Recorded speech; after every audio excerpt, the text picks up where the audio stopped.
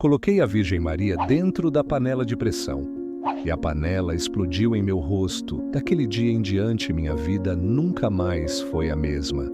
Se inscreva no canal para acompanhar outras vidas que foram libertadas pela fé. Meu nome é Osvaldo e eu peguei a imagem da Virgem Maria que minha vizinha Roberta havia me dado para abençoar e coloquei dentro da panela de pressão ligada, rindo enquanto dizia para meus seguidores: vamos ver se ela consegue se salvar agora. O que aconteceu depois mudou tudo. Era uma tarde quente de março em Campinas, dessas que fazem o asfalto derreter e as pessoas procurarem sombra. Eu estava na minha cozinha, cercado por uns 8 seguidores que tinham vindo para mais uma de nossas reuniões semanais. A casa cheirava a incenso de sândalo, aquele aroma que eu sempre queimava para criar o ambiente espiritual que tanto impressionava meus discípulos. Roberta havia batido na minha porta mais cedo, com os olhos inchados de tanto chorar. Ela segurava uma pequena imagem de Nossa Senhora, aparecida nas mãos trêmulas, e me implorava: Osvaldo, pelo amor que você tem pela Carla, aceite isso. Deixe que ela interceda por vocês. Eu peguei aquela figurinha de gesso com desprezo, sentindo o peso ridículo daqueles poucos gramas que para ela representavam esperança. 15 anos. 15 anos eu havia dedicado à construção do que eu chamava de Centro de Iluminação Espiritual. Não era bem uma religião, era algo maior, pelo menos era assim que eu vendia para quem chegava até minha casa em busca de respostas. Eu me considerava um mestre, alguém que havia transcendido as limitações das crenças tradicionais e poderia guiar outros pelo mesmo caminho de libertação. A sala da minha casa havia se transformado num templo improvisado. Almofadas roxas espalhadas pelo chão, cristais de todos os tamanhos nas prateleiras, livros sobre energia cósmica e poder mental ocupando cada espaço disponível. As paredes eram decoradas com símbolos que eu mesmo havia criado, uma mistura de várias tradições que eu adaptava conforme achava necessário. Marlene, minha esposa, era minha maior defensora naqueles tempos. Ela organizava os encontros, preparava os chás de ervas que servíamos aos visitantes e ajudava a manter o ar de mistério e sabedoria que eu tanto cultivava. Nossos filhos, Bruno e Carla, cresceram ouvindo que éramos diferentes, especiais, superiores aos fanáticos religiosos que enchiam as igrejas do bairro todos os domingos. Papai, por que a dona Roberta sempre reza o terço na varanda dela? Carla me perguntou certa vez, quando tinha uns 10 anos, por que ela ainda não entendeu que o poder está dentro de nós mesmos, minha filha. Um dia ela vai despertar e perceber que não precisa se ajoelhar para nenhuma imagem de gesso. Eu sentia uma satisfação profunda ao ver pessoas abandonando suas antigas crenças para seguir meus ensinamentos. Dona Socorro deixou de ir à missa diária depois que comecei a explicar para ela sobre os chakras e a energia universal. Seu Antônio parou de fazer o sinal da cruz antes das refeições, quando eu o convenci de que aquilo era apenas um gesto vazio, sem poder real. Era um poder embriagante, eu confesso. Ver dezenas de pessoas pendurando em cada palavra que eu dizia, buscando em mim as respostas que antes procuravam num padre ou numa Bíblia. Eu me sentia como um libertador, alguém que estava tirando essas pessoas da ignorância e das superstições que as mantinham presas. O problema da religião tradicional, eu costumava dizer durante nossas reuniões, é que ela ensina as pessoas a se colocarem como pequenas, como pecadoras, como dependentes de algo externo. Aqui vocês vão aprender que são deuses de si mesmos, que têm o poder de criar sua própria realidade. As pessoas balançavam a cabeça em aprovação. Algumas até choravam quando eu falava sobre libertação espiritual. Eu cobrava uma contribuição simbólica pelos encontros, o suficiente para manter a casa e dar uma sensação de valor ao que eu oferecia. Afinal, o que vem fácil demais as pessoas não valorizam, não é mesmo? Minha especialidade era desconstruir a fé católica dos meus seguidores. Eu explicava como as imagens eram apenas objetos mortos, como os santos eram mitos criados pela Igreja para controlar as massas, como Maria era apenas uma mulher comum que foi divinizada por interesses políticos. Eu tinha argumentos para tudo, uma lógica aparentemente irrefutável que fazia sentido para mentes feridas pela desilusão religiosa. Vocês passaram anos rezando para imagens que não podem nem se mexer, eu dizia, e todos riam. Passaram anos acreditando em milagres que nunca aconteceram com vocês. Aqui é diferente. Aqui vocês vão aprender a fazer seus próprios milagres. Roberta era minha vizinha há mais de 10 anos e eu sabia que ela me via como uma espécie de projeto pessoal de conversão. Toda semana ela aparecia com alguma oração impressa, algum santinho, alguma história de milagre que havia ouvido na igreja. Eu sempre a tratava com uma educação condescendente, como quem conversa com uma criança teimosa que insiste numa fantasia. Osvaldo, ela dizia, eu oro por você e sua família todos os dias. Um dia você vai entender que Maria quer te ajudar.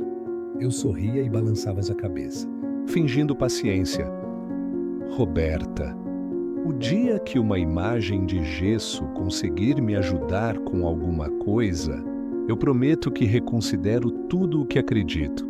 Naquela tarde de março, quando peguei a imagem das mãos da Roberta, uma ideia surgiu na minha cabeça. Era a oportunidade perfeita para fazer uma demonstração final, definitiva, do poder que eu tinha sobre as superstições que ainda atormentavam algumas pessoas do meu círculo. Alguns dos meus seguidores ainda mantinham, escondido no fundo dos seus corações, um restinho de medo da antiga fé. Uma demonstração prática seria o empurrão final que eles precisavam para se libertarem completamente. Pessoal, eu disse levantando a pequena imagem para que todos pudessem ver. Vamos fazer um experimento interessante hoje.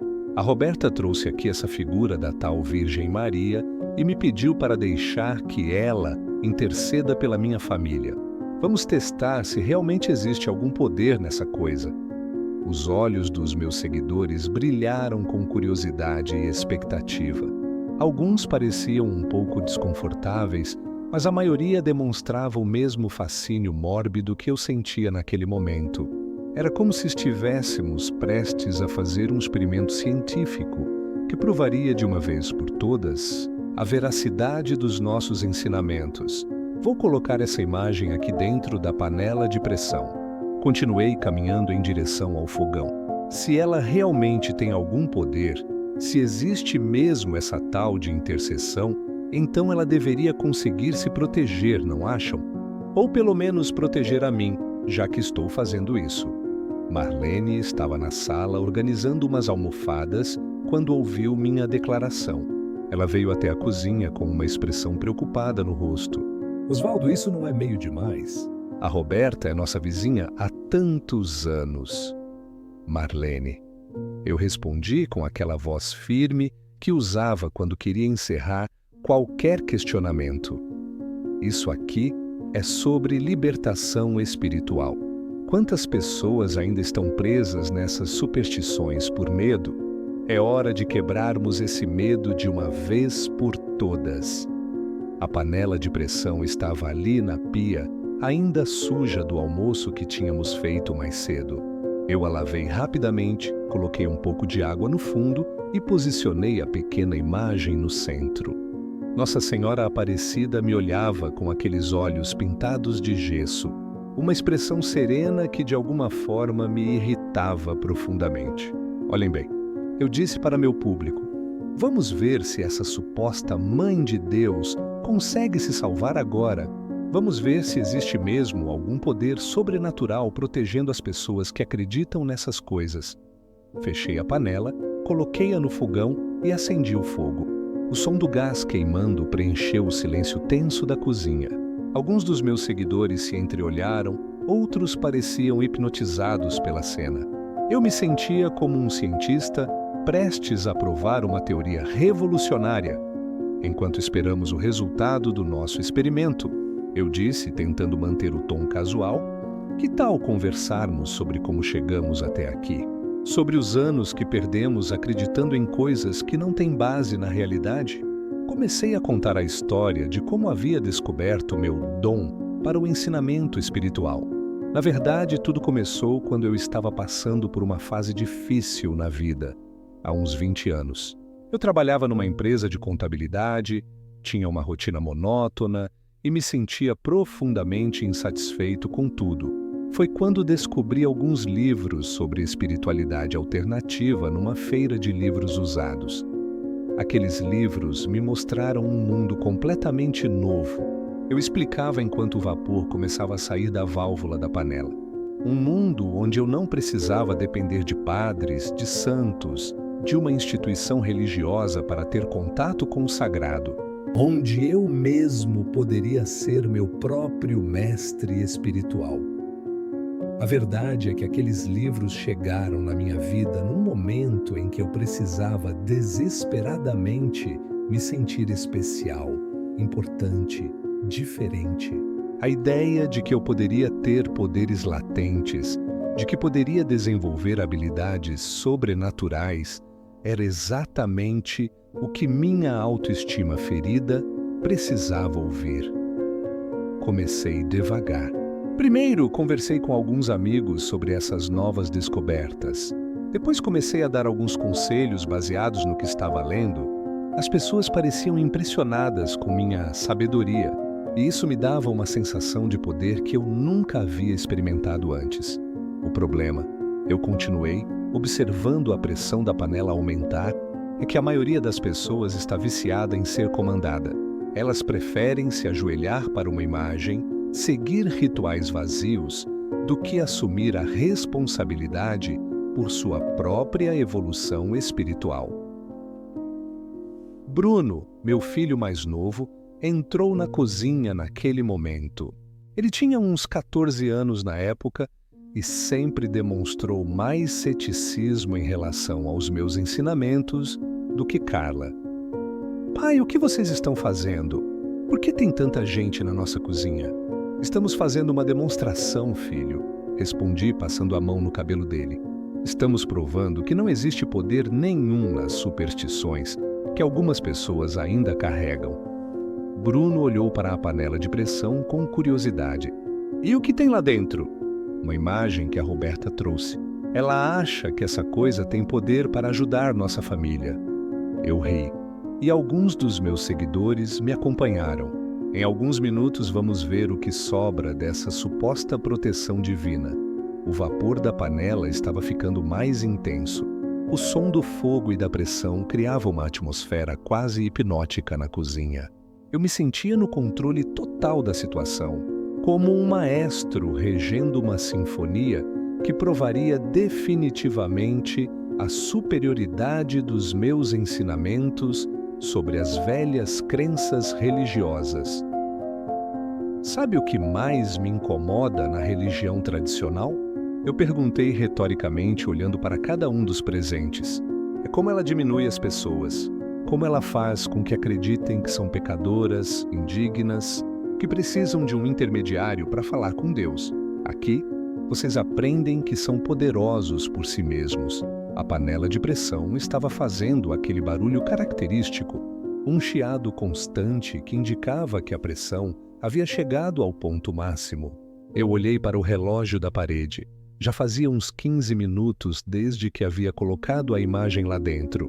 O calor da cozinha havia aumentado e algumas pessoas começaram a se abanar com as mãos.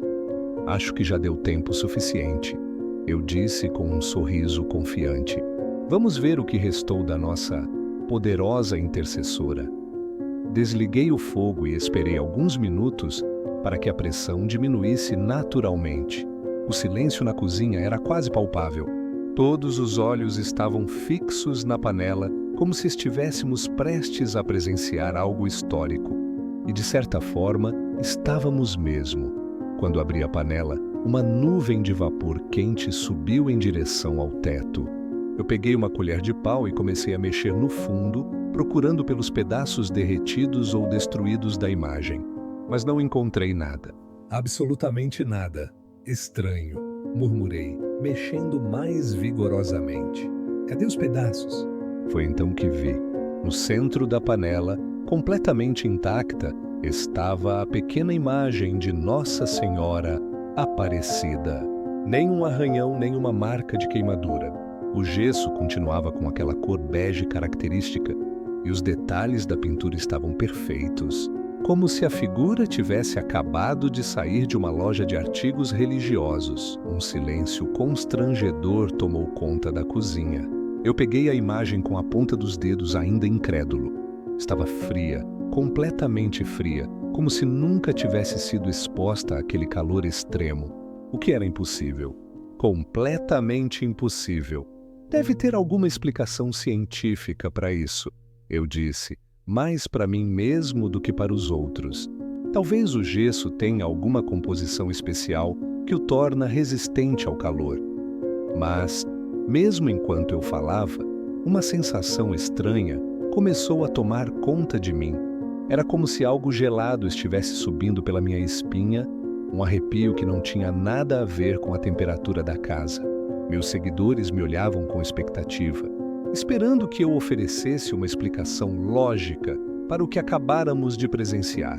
Bem, eu disse, tentando recuperar a compostura. Isso só prova que nem sempre conseguimos explicar tudo imediatamente. Mas com certeza existe uma razão científica para isso. Vamos pesquisar sobre a composição do gesso usado nessas imagens.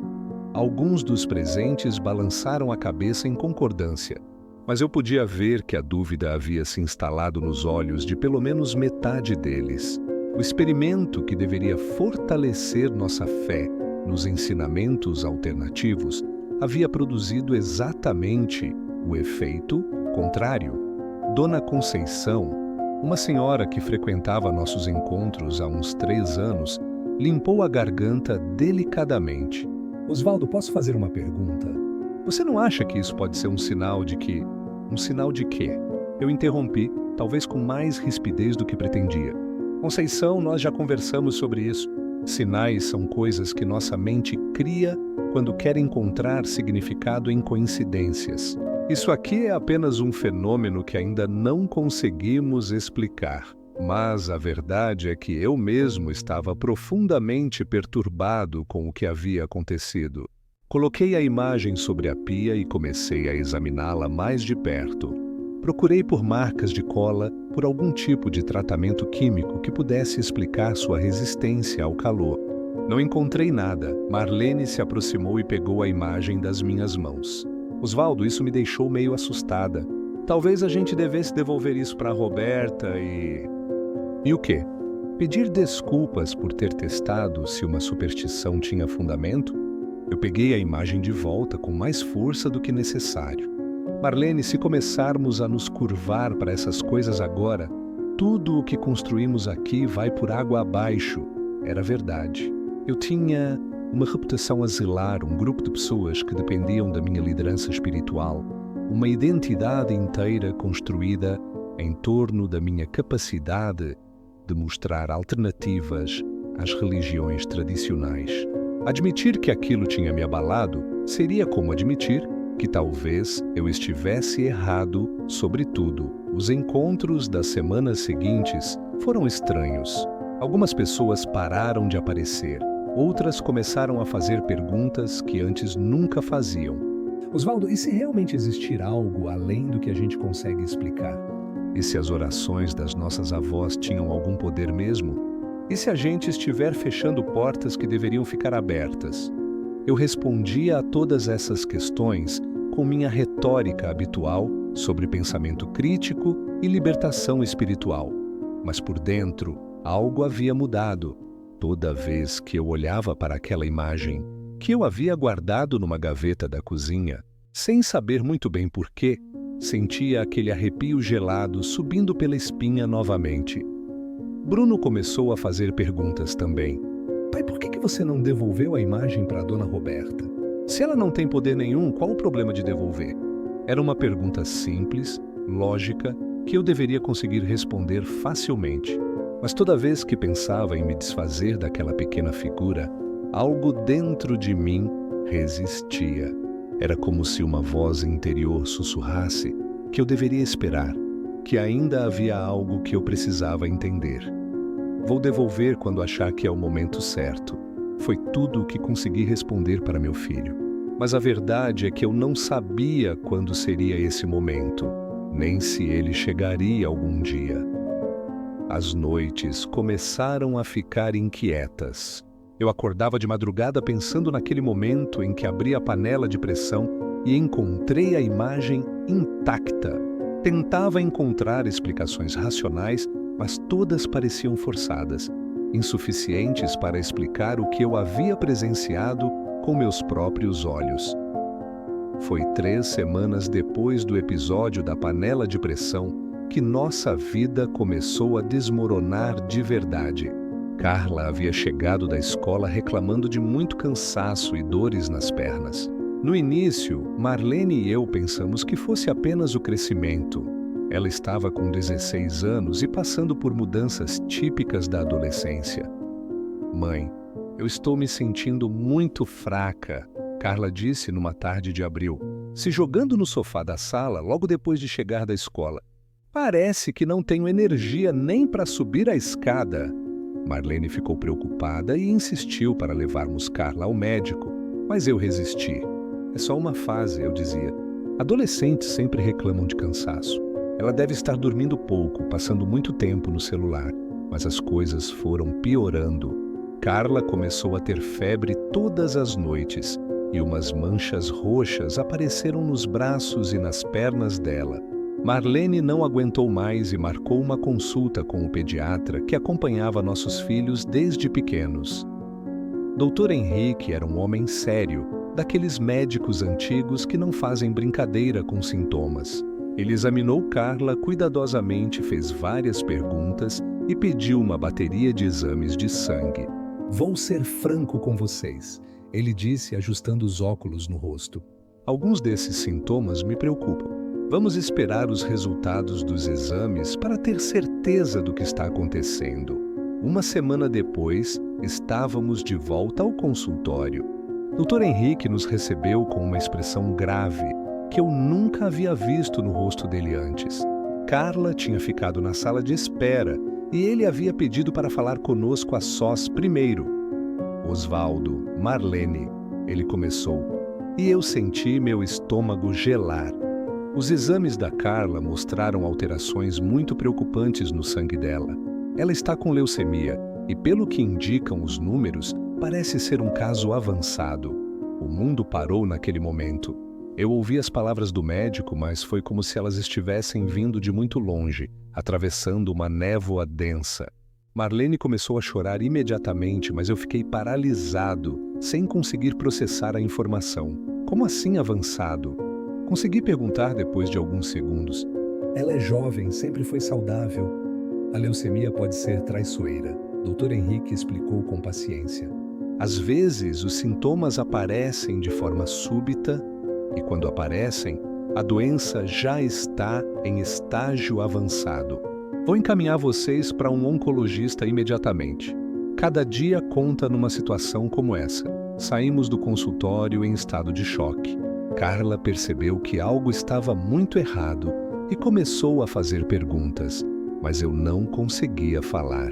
Foi Marlene quem explicou para nossa filha, entre lágrimas, que ela estava doente e que precisaríamos lutar muito para que ficasse boa. Vou morrer, mãe? Carla perguntou com aquela franqueza brutal que só os adolescentes têm. Marlene não conseguiu responder, então eu forcei uma voz firme e disse: Claro que não, minha filha. Vamos usar toda a nossa energia espiritual para te curar. Vamos mobilizar todo o grupo para enviar pensamentos positivos para você. Mas por dentro, eu estava apavorado. Pela primeira vez em 15 anos, me senti completamente impotente diante de uma situação. Todos os ensinamentos sobre controle mental, sobre o poder da mente sobre a matéria, sobre a capacidade de criarmos nossa própria realidade, pareciam ridiculamente inadequados diante do diagnóstico brutal que acabáramos de receber.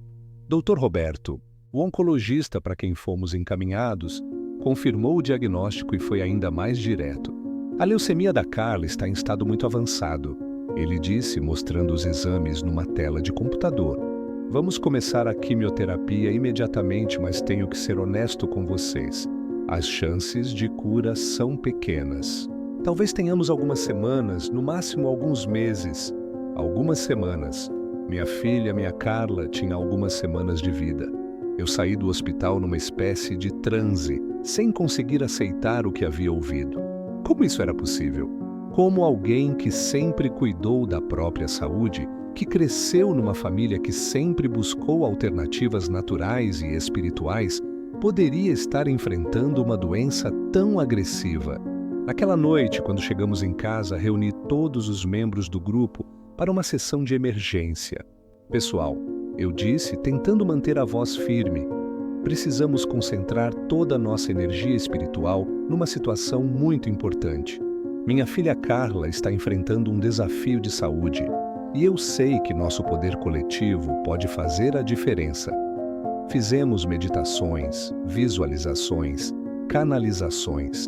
Eu guiei o grupo numa sessão intensa de envio de energia curativa para Carla. Acendi velas de todas as cores, queimei incensos específicos para a cura. Usei cristais que supostamente tinham propriedades terapêuticas. Fiz tudo o que havia ensinado durante anos, apliquei cada técnica que havia aprendido nos livros de espiritualidade alternativa. Mas, no fundo do meu coração, pela primeira vez eu comecei a sentir uma dúvida terrível. E se tudo aquilo fosse insuficiente? E se eu tivesse passado 15 anos vendendo ilusões para pessoas vulneráveis? E se, no momento em que mais precisava do poder que sempre afirmei possuir, ele se revelasse inexistente? Marlene começou a entrar em depressão profunda depois do diagnóstico. Ela passava dias inteiros no quarto chorando e se recusando a comer. Osvaldo, ela me disse numa manhã, com os olhos vermelhos e inchados. E se a gente procurasse uma igreja? E se a gente pedisse para algumas pessoas rezarem pela Carla? A sugestão me irritou profundamente. Marlene, você enlouqueceu? Depois de tudo que construímos, de tudo que aprendemos, você quer voltar para essas superstições? Você quer se humilhar pedindo ajuda para pessoas que passam a vida ajoelhadas diante de imagens mortas? Mas Osvaldo, ela insistiu, e se a gente estiver errado? E se realmente existir algo que a gente não entendeu? Eu não me importo em me humilhar se isso puder salvar nossa filha. Eu recusei categoricamente. Meu orgulho não permitia que eu admitisse que 15 anos de ensinamentos e liderança espiritual poderiam ter sido um engano colossal.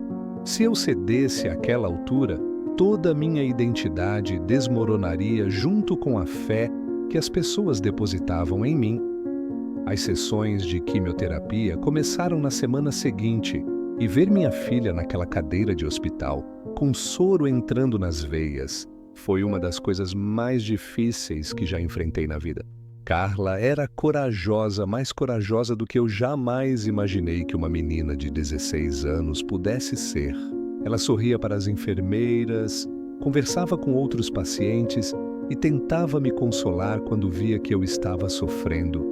Pai, não fica com essa cara triste, ela disse durante uma das sessões, segurando minha mão enquanto o remédio gotejava lentamente. Você sempre disse que a gente tem poder sobre as coisas ruins que acontecem com a gente. Estou tentando usar tudo o que você me ensinou. Aquelas palavras deveriam ter me enchido de orgulho, mas em vez disso, me causaram uma dor terrível no peito. Minha filha estava aplicando meus ensinamentos numa luta contra a morte, confiando numa sabedoria que eu mesmo começava a questionar. E se eu tivesse dado para ela ferramentas insuficientes para enfrentar o maior desafio da vida dela? Em casa, eu intensifiquei as práticas espirituais. Acordava às 5 da manhã para meditar, Passava horas fazendo visualizações de Carla completamente curada. Organizava sessões coletivas de cura energética quase todos os dias. Nosso grupo havia crescido. Algumas pessoas souberam da situação da Carla e vieram oferecer ajuda através das práticas que eu ensinava. Mas a cada exame de sangue, a cada consulta médica, os números continuavam ruins. Dr. Roberto tentava manter um otimismo profissional, mas eu via nos olhos dele que as coisas não estavam indo como esperado. A quimioterapia não está respondendo como gostaríamos, ele admitiu depois de um mês de tratamento. Vamos tentar um protocolo mais agressivo. Protocolo mais agressivo significava efeitos colaterais mais intensos. Carla começou a perder cabelo, a vomitar constantemente, a ter dificuldade para comer qualquer coisa. Ela emagreceu tanto que parecia uma pessoa completamente diferente da menina saudável e cheia de vida que havia sido apenas algumas semanas antes. Marlene estava à beira de um colapso nervoso. Ela havia parado de participar das nossas sessões de grupo e passava a maior parte do tempo no quarto, ora chorando, ora olhando para o nada com uma expressão vazia. Osvaldo, ela me disse numa noite, eu não aguento mais. Não aguento ver nossa filha definhando enquanto a gente fica aqui brincando de espiritualidade. Não estamos brincando, eu respondi, tentando manter a autoridade na voz. Estamos usando o poder que sempre tivemos. Só precisa ter mais fé no processo. Fé no processo? Marlene explodiu, numa das poucas vezes que a vi perder a compostura completamente. Osvaldo, nossa filha está morrendo, morrendo. E você fica aí repetindo essas frases feitas como se fossem palavras mágicas que vão salvar ela.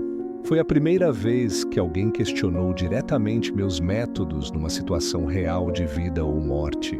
E o pior é que, no fundo, eu sabia que ela tinha razão. Toda aquela parafernália espiritual que eu havia construído ao longo dos anos estava se mostrando patética diante da realidade brutal do câncer da minha filha. Os seguidores do grupo começaram a se afastar gradualmente.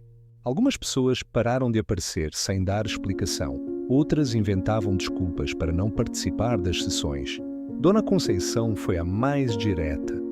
Osvaldo, eu gosto muito de você e da sua família, mas preciso ser honesta. Estou começando a achar que talvez a gente esteja no caminho errado. Como assim caminho errado?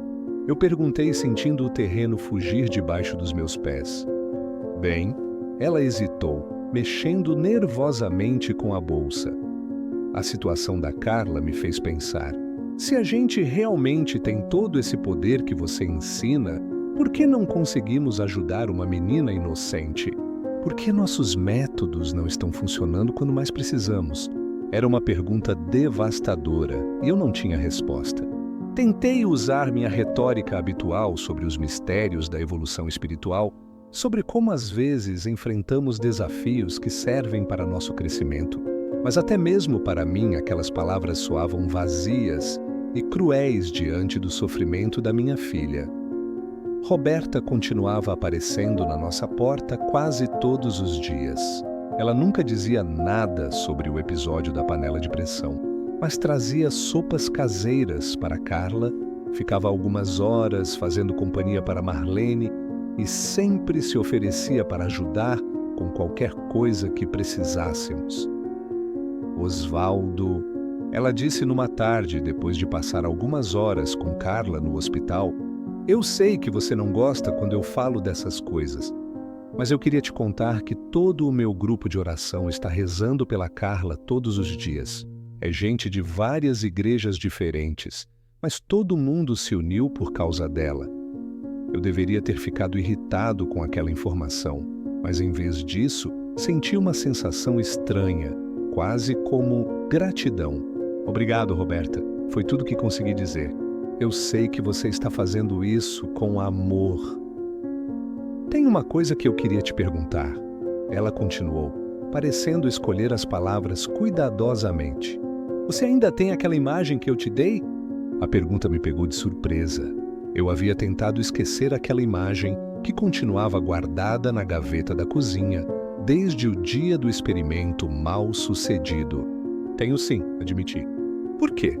É só curiosidade, ela disse, mas havia algo nos olhos dela que me fez suspeitar que não era bem assim. Às vezes eu me pergunto se talvez você não devesse conversar com ela, só conversar mesmo, como se fosse com uma amiga. A ideia pareceu absurda na época, mas aquela sugestão ficou ecoando na minha cabeça pelos dias seguintes. Conversar com uma imagem de gesso? Depois de anos ensinando que aquilo era superstição pura? Seria o cúmulo da contradição. Mas à medida que o estado de Carla piorava, eu começava a me sentir cada vez mais desesperado. A quimioterapia agressiva não estava funcionando. Os médicos começaram a falar sobre cuidados paliativos, e Marlene passou a sugerir abertamente que procurássemos ajuda espiritual de outros tipos. Osvaldo, eu vou procurar uma igreja com ou sem você, ela me disse depois de uma consulta particularmente devastadora. Não me importa mais o que os outros vão pensar, não me importa mais se isso vai contra tudo que a gente acreditou até agora. Eu vou fazer qualquer coisa que possa ajudar nossa filha. Foi numa madrugada de junho, depois de 3 meses de tratamento sem sucesso, que tudo chegou ao limite. Carla havia sido internada na UTI porque sua condição se deteriorou rapidamente durante a noite. Os médicos disseram que era questão de horas, talvez dias. Marlene estava no hospital, dormindo numa poltrona ao lado da cama da nossa filha, e eu havia voltado para casa para tomar um banho e buscar algumas coisas. A casa estava em silêncio absoluto. Bruno havia ido dormir na casa de um amigo porque não suportava ver a situação da irmã, e eu estava completamente sozinho com meus pensamentos pela primeira vez em meses. Sentei na cozinha e comecei a chorar como não chorava desde criança. Uma choradeira desesperada, sem controle, que parecia vir de um lugar muito profundo da minha alma. Por quê? Eu gritei para o vazio da cozinha. Por que está acontecendo isso? Se eu estou errado sobre tudo, por que não aparece alguém para me mostrar o caminho certo? Se existe mesmo algum poder superior por aí, por que não faz alguma coisa? Foi nesse momento que me lembrei da imagem na gaveta. Sem saber muito bem porquê, levantei e fui buscá-la. Quando peguei aquela pequena figura nas mãos, senti novamente aquela sensação estranha que havia experimentado no dia do experimento com a panela de pressão. Era como se algo vibração diferente emanasse daquele objeto aparentemente comum. Você quer que eu converse contigo? Sussurrei, me sentindo completamente ridículo. É isso que você quer? Que eu admita que talvez você não seja só um pedaço de gesso? Coloquei a imagem sobre a mesa da cozinha e a olhei fixamente. Os traços do rosto pintado pareciam serenos, pacientes, como se estivessem esperando há muito tempo por aquele momento. Por alguns minutos ficamos assim, eu observando aqueles olhos de tinta, tentando encontrar coragem para fazer algo que ia contra tudo que havia defendido nos últimos 15 anos. Está bem, eu disse finalmente, sentindo que estava cruzando uma linha sem volta. Eu não sei se você é real, se pode me ouvir, se tem algum poder para mudar qualquer coisa, mas minha filha está morrendo e eu já tentei tudo o que sabia. Se você realmente é quem as pessoas dizem que é, se realmente pode interceder por nós, como a Roberta acredita, então eu imploro que faça alguma coisa. As lágrimas voltaram com força total. Eu sei que passei anos desrespeitando você, ensinando as pessoas a não acreditarem em você. Eu sei que fiz aquela coisa horrível com sua imagem na panela de pressão. Mas, por favor, se você existe mesmo, não deixe minha filha pagar pelos meus erros. Ela é inocente. Ela não tem nada a ver com a teimosia do pai dela. Nunca havia me sentido tão pequeno, tão indefeso, tão completamente despojado de qualquer pretensão de sabedoria ou poder. Ali estava eu, o homem que durante 15 anos havia ensinado outras pessoas sobre força interior e controle sobre o próprio destino. implorando ajuda para uma imagem que sempre havia desprezado. Eu não sei rezar direito. Continuei, surpreso ao perceber que estava falando em voz alta.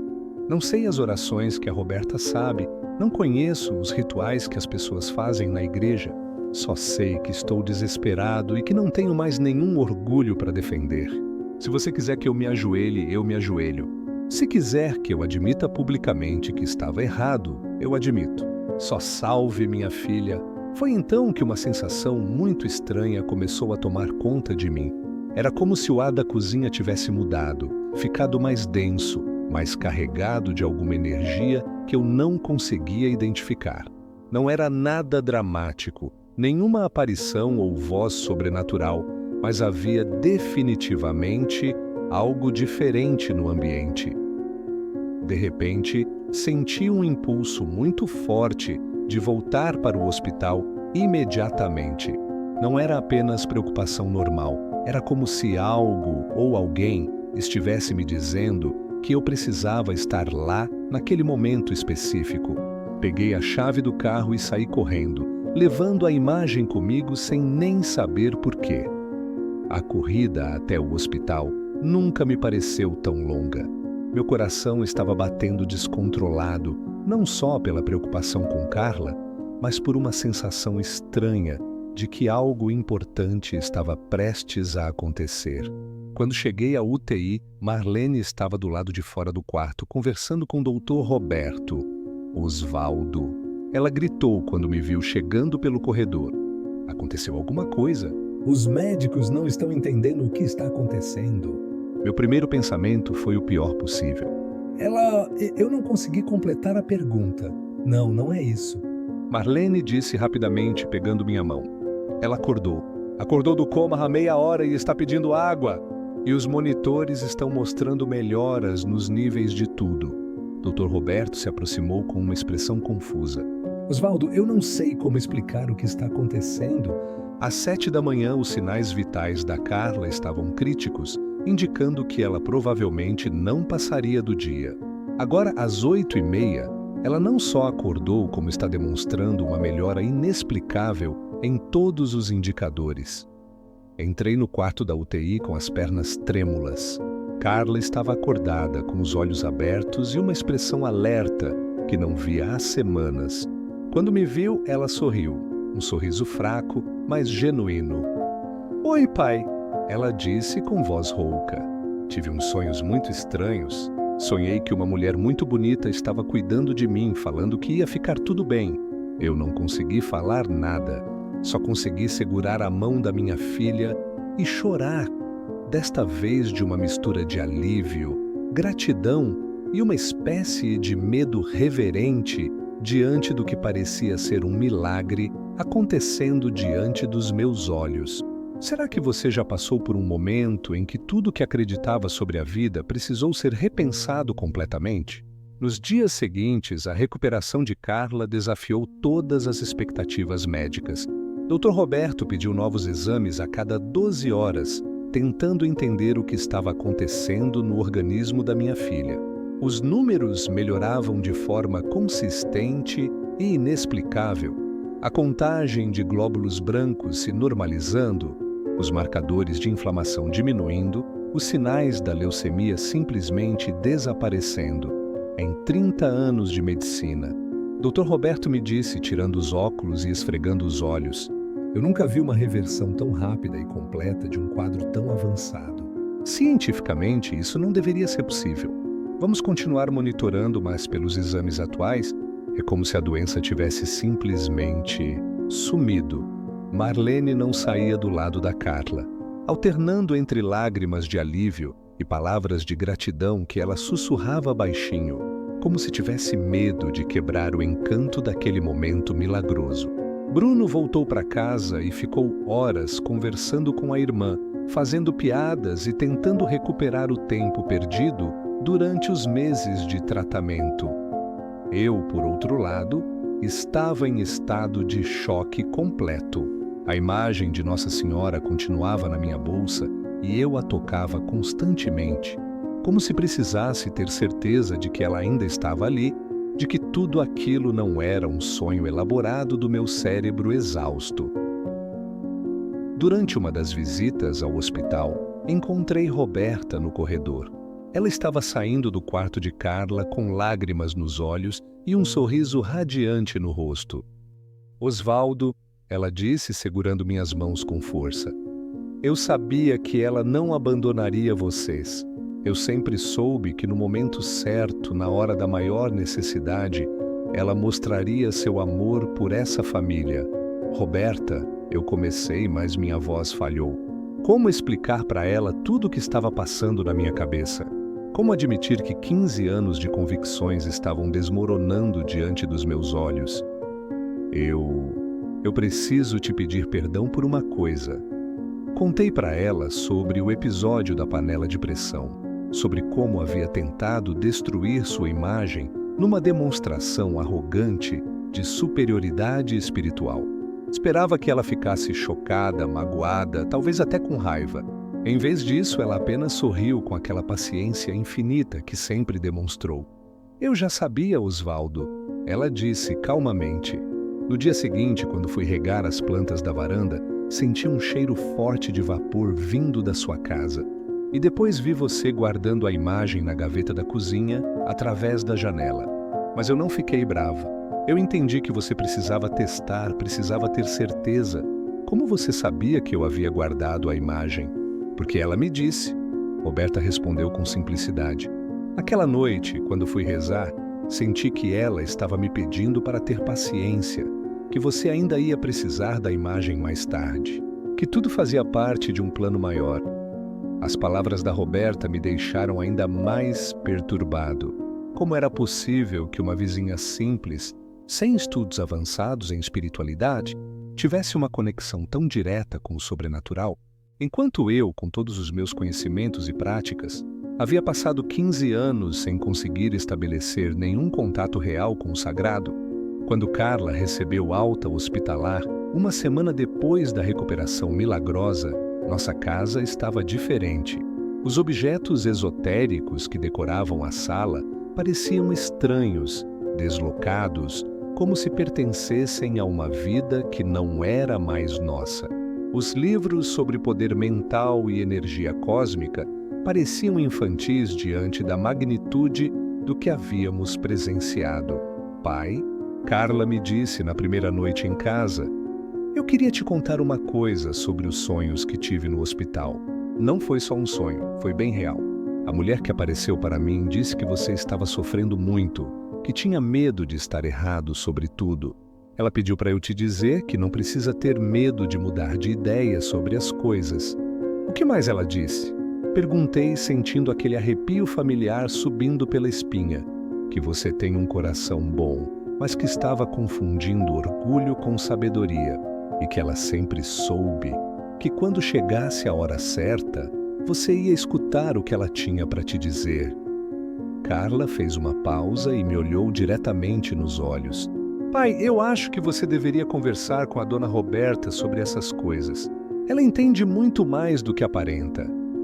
Naquela noite, depois que todos foram dormir, fui até a cozinha e peguei a imagem novamente. Desta vez não hesitei. Ajoelhei no chão da cozinha e coloquei aquela pequena figura diante de mim. "Eu não sei como começar", disse em voz baixa. "Passei tanto tempo lutando contra você que não sei como fazer as pazes, mas quero aprender. Quero entender o que você estava tentando me ensinar todos esses anos." O silêncio da cozinha não parecia mais vazio como antes.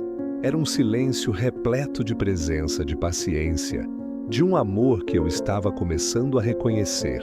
Por alguns minutos fiquei ali ajoelhado, deixando que aquela sensação de paz me envolvesse completamente. "Obrigado", sussurrei. "Obrigado por não ter desistido de mim, mesmo quando eu desisti de você. Obrigado por ter salvado minha filha quando eu não consegui. E obrigado por me mostrar que a verdadeira humildade não é fraqueza, é sabedoria." Foi nesse momento que compreendi que minha vida havia se dividido em duas partes, antes e depois daquela madrugada na cozinha. Tudo que eu havia construído como identidade espiritual precisava ser repensado, reconstruído sobre uma base completamente diferente. Os encontros do grupo espiritual pararam naturalmente depois da recuperação da Carla. Algumas pessoas tentaram marcar novas reuniões, mas eu não me sentia mais capaz de liderar nada. Como poderia continuar ensinando sobre poder pessoal e controle mental depois de ter presenciado um milagre que aconteceu justamente quando admiti minha impotência completa? Osvaldo, seu Antônio me procurou numa tarde. O pessoal está perguntando quando vamos voltar com os encontros.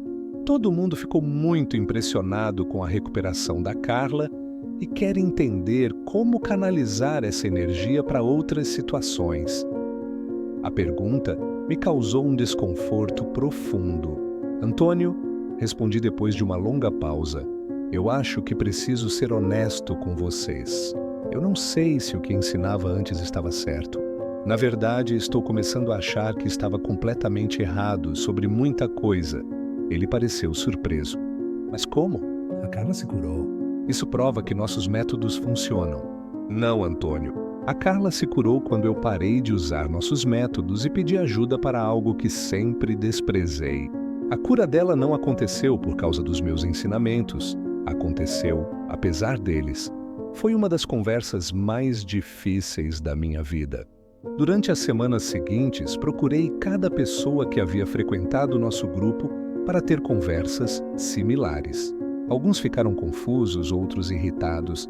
Alguns poucos pareceram aliviados, como se também estivessem questionando a eficácia dos métodos que eu ensinava. Dona Conceição foi uma das que pareceu mais compreensiva. Sabe, Osvaldo, eu já estava desconfiada há um tempo. Participei dos encontros por 3 anos e nunca consegui resolver nenhum problema real, usando as técnicas que você ensinava. Sempre achei que a culpa fosse minha, que eu não tinha fé suficiente ou concentração suficiente. A culpa nunca foi sua, Conceição. A culpa foi minha, por prometer coisas que eu não podia cumprir, por afastar vocês de caminhos que talvez pudessem realmente ajudar. Comecei a estudar sobre catolicismo pela primeira vez na vida adulta. Comprei uma Bíblia, procurei livros sobre santos e milagres. Tentei entender a teologia por trás das crenças que havia combatido durante tanto tempo. Era como aprender uma língua completamente nova, decifrar um código que sempre estivera disponível, mas que meu orgulho nunca havia me permitido estudar. Roberta se tornou minha professora não oficial. Ela me emprestava livros, explicava orações, contava histórias de santos e milagres com a naturalidade de quem fala sobre a previsão do tempo. Nunca me fez sentir ridículo pelas perguntas básicas que eu fazia.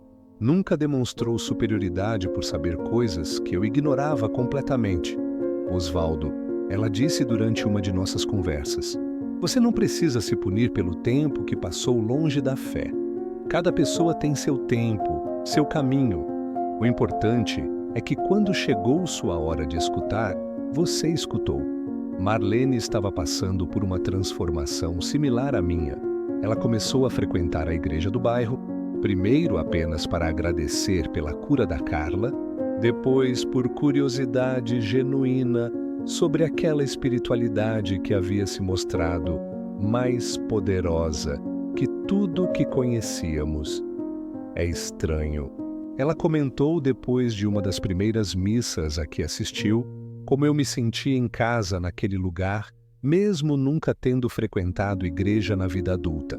Como se fosse algo que eu sempre soube que estava faltando, mas nunca havia admitido. Bruno e Carla se adaptaram às mudanças com a flexibilidade típica dos adolescentes. Carla, especialmente, parecia ter uma conexão natural com a espiritualidade católica, como se a experiência de quase morrer e ser curada tivesse aberto nela uma sensibilidade especial para o sagrado. Pai, ela me disse certo dia, Você lembra quando eu era pequena e perguntava sobre a Dona Roberta rezando o terço? Você disse que ela ainda não tinha entendido que o poder estava dentro dela mesma. Mas agora eu acho que ela sempre soube uma coisa que a gente não sabia. O que era? Que às vezes o maior poder que a gente pode ter é reconhecer que precisa de ajuda, que não somos tão grandes quanto pensamos e que isso não é uma coisa ruim. A sabedoria da minha filha de 16 anos me impressionava constantemente. Era como se a experiência da doença e da cura tivesse amadurecido nela uma compreensão sobre a vida que eu havia levado décadas para alcançar. E ainda assim, de forma incompleta, decidi procurar Padre João, o pároco da igreja do bairro, para ter uma conversa mais formal sobre minha situação. Eu esperava encontrar julgamento, talvez até rejeição, por causa dos anos em que havia ativamente combatido a fé católica. Em vez disso, encontrei um homem gentil e sábio que me recebeu como se estivesse esperando minha visita há muito tempo. Padre. Comecei hesitantemente. Eu preciso contar para o senhor algumas coisas sobre meu passado que talvez o façam não querer me ajudar. Ele sorriu. Osvaldo, eu já conheço sua história. Roberta me contou tudo, incluindo o milagre da sua filha. Eu estava rezando por vocês antes mesmo de você decidir me procurar. Contei para ele sobre os 15 anos liderando o grupo esotérico, sobre como havia afastado pessoas da fé católica, sobre o episódio da panela de pressão e minha arrogância em desafiar o sagrado. Padre João me escutou com paciência, sem demonstrar choque ou julgamento. Sabe, Osvaldo? Ele disse quando terminei meu relato: eu acho que você viveu uma versão moderna da história do apóstolo Paulo. Ele também combateu a fé cristã antes de se tornar um de seus maiores defensores. Às vezes Deus permite que passemos por esses caminhos tortuosos para que, quando finalmente chegamos ao destino certo, nossa gratidão seja ainda maior. Um ano após a cura milagrosa de Carla, Padre João me fez um convite inesperado. A igreja estava organizando uma série de palestras sobre diferentes caminhos de fé, e ele queria que eu compartilhasse minha experiência com pessoas que, como eu havia sido, estavam buscando espiritualidade fora dos caminhos tradicionais. Osvaldo, ele disse, sua história pode ajudar muita gente que está passando pelo mesmo processo que você passou. Pessoas que estão sinceramente buscando a verdade, mas podem estar se perdendo em caminhos que não levam a lugar nenhum. A ideia me apavorou.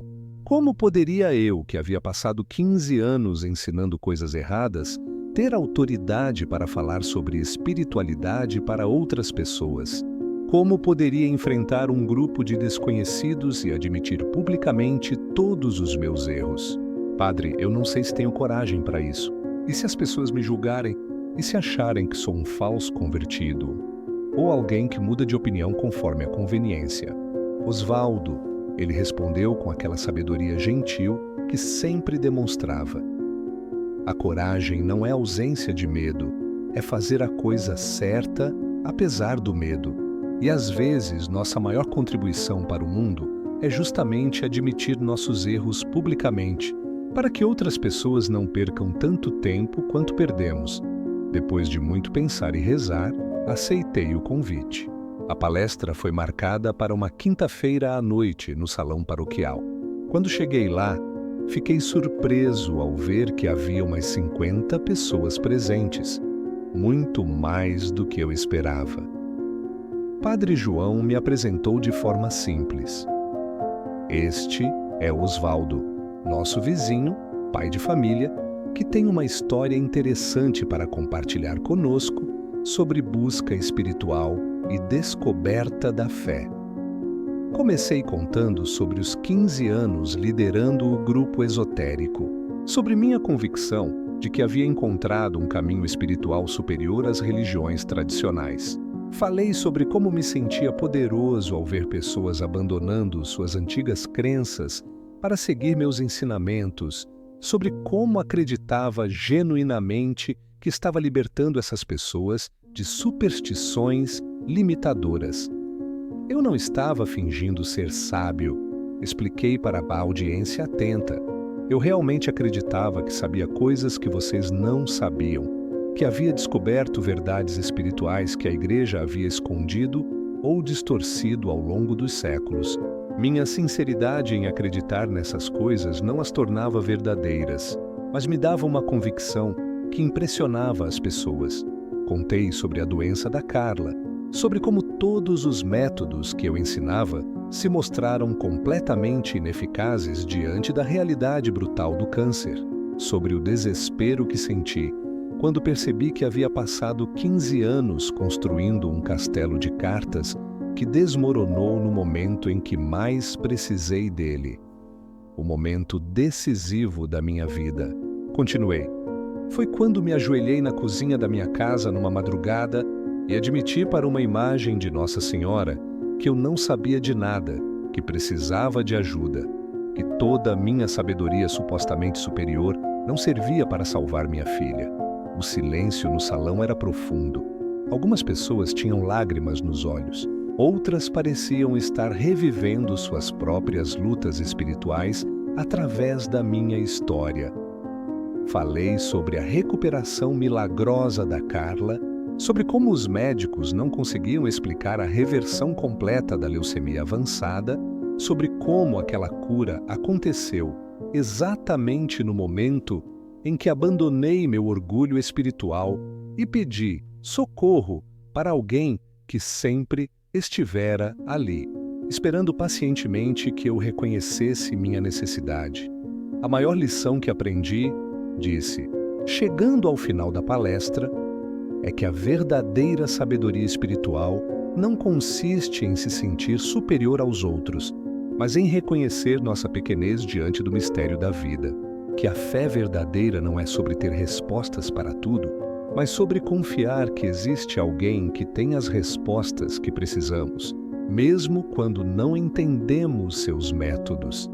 Terminei pedindo perdão a qualquer pessoa na audiência que pudesse ter sido influenciada por meus ensinamentos equivocados no passado e incentivando todos a serem humildes em sua busca espiritual, a desconfiarem de qualquer pessoa, incluindo eu mesmo, que afirmasse ter encontrado atalhos para a iluminação ou métodos infalíveis para controlar a vida. Depois da palestra, Várias pessoas vieram conversar comigo. algumas contaram histórias similares à minha, sobre como haviam se perdido em caminhos espiritualistas que prometiam muito e entregavam pouco. Outras agradeceram pela honestidade em admitir erros publicamente, dizendo que isso as havia encorajado a reconsiderar suas próprias crenças. Uma senhora de cabelos brancos me chamou de lado e disse: Osvaldo, obrigada por ter tido coragem de contar sua história. Meu filho está há anos seguindo um guru que ensina coisas parecidas com o que você ensinava. Vou mostrar para ele sua palestra. Talvez o ajude a refletir. Voltei para casa naquela noite com uma sensação de paz que não sentia há muito tempo. Não a paz de quem tem todas as respostas, mas a paz de quem finalmente parou de fingir que as tem. A paz de quem encontrou seu lugar na ordem maior das coisas, não como líder ou mestre, mas como aprendiz eterno. Hoje, 5 anos após a cura de Carla, nossa família vive uma vida completamente transformada. Carla está saudável, cursando medicina com o sonho de ajudar outras pessoas que passaram pela experiência do câncer. Bruno se tornou um jovem sábio e equilibrado que aprendeu desde cedo que a verdadeira força está na humildade, não na arrogância. Marlene trabalha como voluntária no hospital onde Carla foi tratada, oferecendo apoio emocional para famílias que enfrentam doenças graves. Ela sempre conta para essas famílias que às vezes os milagres acontecem quando menos esperamos, mas que nossa parte é manter a esperança e pedir ajuda para quem realmente pode dar. Eu continuo aprendendo sobre a fé católica, participando da missa, tentando reparar os danos que causei durante meus anos de arrogância espiritual. Não tenho mais seguidores nem pretensão de ensinar ninguém sobre espiritualidade avançada. Tenho apenas a certeza de que existe um amor maior que nós cuidando de tudo, mesmo quando, especialmente quando, não conseguimos entender como. A pequena imagem de Nossa Senhora continua na nossa casa, agora numa posição de honra na sala, cercada de velas e flores que Marlene renova semanalmente. Não é mais um objeto de desafio ou teste, mas um lembrete constante de que a misericórdia divina é maior que nosso orgulho, de que o amor verdadeiro sempre encontra um caminho para chegar até nós, mesmo quando construímos muros de arrogância à sua volta. Às vezes, quando olho para aquela imagem, lembro da noite em que coloquei ela na panela de pressão, rindo da suposta ingenuidade da Roberta. E agradeço a Deus por ter uma paciência infinita com filhos teimosos que precisam aprender as lições da vida do jeito mais difícil. Talvez você também já tenha descoberto que os caminhos de Deus são misteriosos, mas sempre levam ao lugar certo, mesmo quando demoramos para entender.